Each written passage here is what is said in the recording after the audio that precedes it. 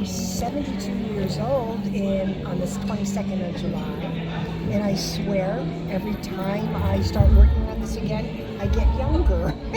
Yeah, you look younger. Well, the joints are going, but otherwise I'm doing well. I grew up in a very musical family, and my mom and dad were both musicians, and there were 9 children, and we all sang in 5-part harmony. And music has always been a very big part of my life. And whenever I would struggle with something, I would use music. I began writing when I was 11 years old, writing songs, taught myself guitar, piano, and it was a challenging childhood.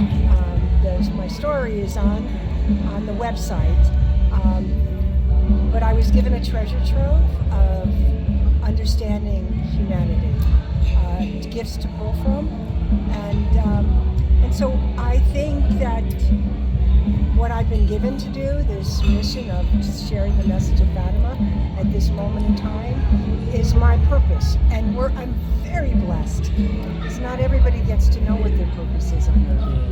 And mine's been for 25 years, so I'm very blessed. Have you experienced any miracle from your life? In the Philippines? No. Oh my gosh. I cannot tell you how many. In addition to the voice that haunted me day and night for over a week, and I started researching, and I found there had been like over 8,000 visits of Mary since 40 AD, when she's first evangelizing outside of Saragossa, Spain. And James is evangelizing, and it's 7 years after the death of Christ, and he's feeling unworthy, and he's feeling angry, and he wants to, he doesn't feel like he can do this, and he cries out, just come back, just once, I just need you. And I wrote this amazing song called 7 Years, and that was what my original thesis was, Mother of God. But in doing this, when I said yes, I tried to do something with all of that information, and it was just overwhelming. And so I got angry, I got frustrated, and I left what I call my writing room, and I ran on the beach, but not with my beads, just angry and frustrated and unworthy. And then when I came back after about an hour and returned to the room, it was filled with the scent of roses. And I went around to the other rooms in the house, nowhere but in that room. And then I looked online to see, well, what does that mean? And when it was the presence of our Blessed Mother. And so I said yes. I hadn't seen my mother in 17 years. She had abandoned us with my dad. And she had taken off to California, and my father had died, but something made me say it's time to forgive. And so I reconciled with her, and the very first night that I was at her house, she wakes me up at 5 a.m. with a letter in her hand and waving at me, you must call this man, you must call this priest. And it was from a mission in Santa Monica. His name was Father Dollar, and he used to collect money from the movie stars.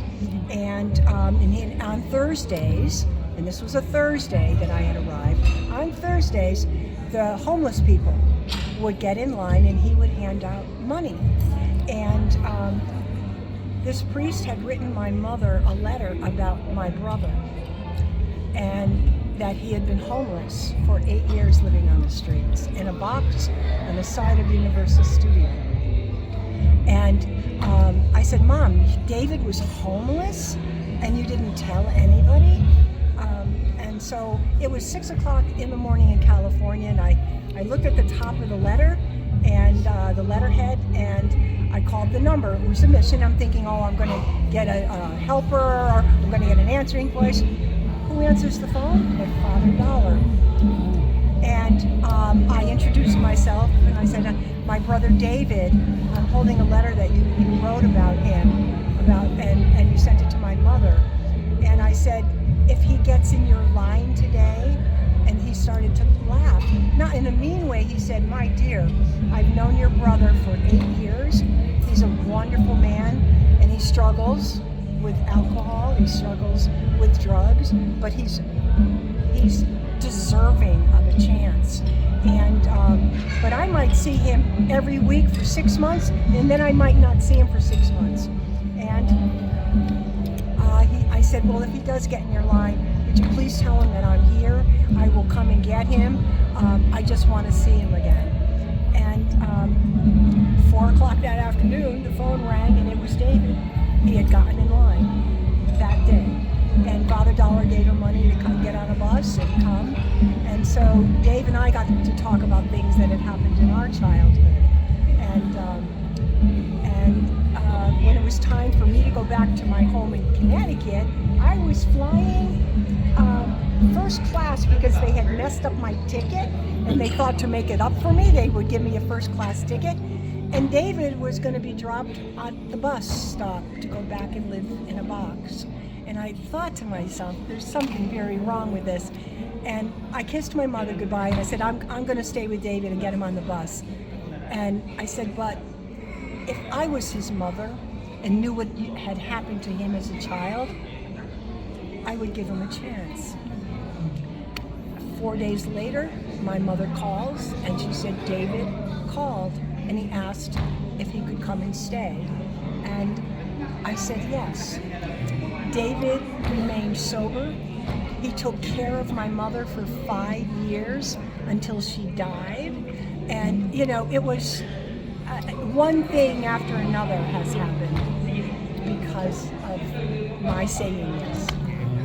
Miss Barbara, how do you find Filipino artists so far? Especially the musicality. Unbelievably talented. Unbelievably. I just said to them, in all of my years of casting the show, holding an audition, I'd have to hold 4 or 5 auditions to get the sound that I got yesterday.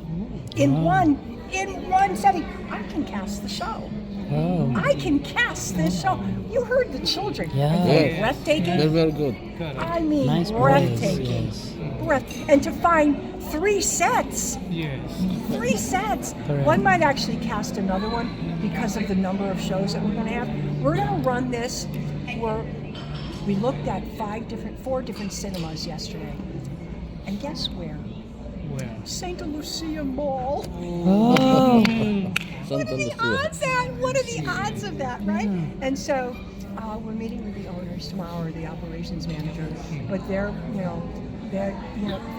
we went to, while we were, he was taking us around, the property manager was taking us around, and there were 2 movies, 2 of the places had movies running, 500-seat theaters, and one had 3 people, and another one had 4, so nobody's going to the movies. So bringing a live show there and running it as though it's a film, so having like 8 to 10 shows a week, that's why my cast will be so big, because I can run 15 shows a week. It's a matter of doing this, marketing it properly, and the marketing approach that has worked for me in the past is come as a congregation. Come as a school. Yeah. It's been nothing. They'll pick up the phone and the principal will say, I'll have 450 seats. And they come. And they come in buses.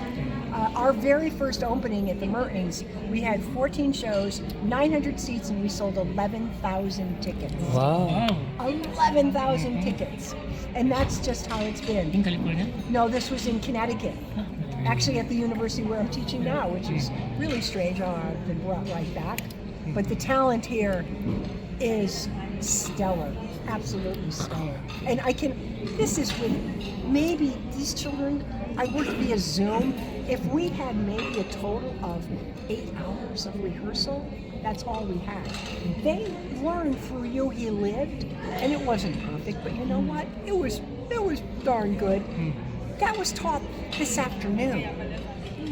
Yeah, and the cast that you saw come, I mean, they were at the auditions yesterday. And at 1:30 in the morning, I woke up and I said, okay, I'm going to just invite them to see if some of them wanted to join us. We had 10 people come. I mean, and I think because of the passion, and they're also grateful that we're doing this. We're doing a Catholic theater company, which is unheard of in the country, is what we keep hearing. And, you know, I'm not going to be able to live here. I have my daughter and my grandchildren, but, you know, I'll be back and forth. I had a company in Portugal, and I used to commute every 6 weeks because we did the show in Portugal. So I'm not opposed to commuting, but I'm going to take a direct flight, and I'm definitely going business class because the seats are very little and narrow.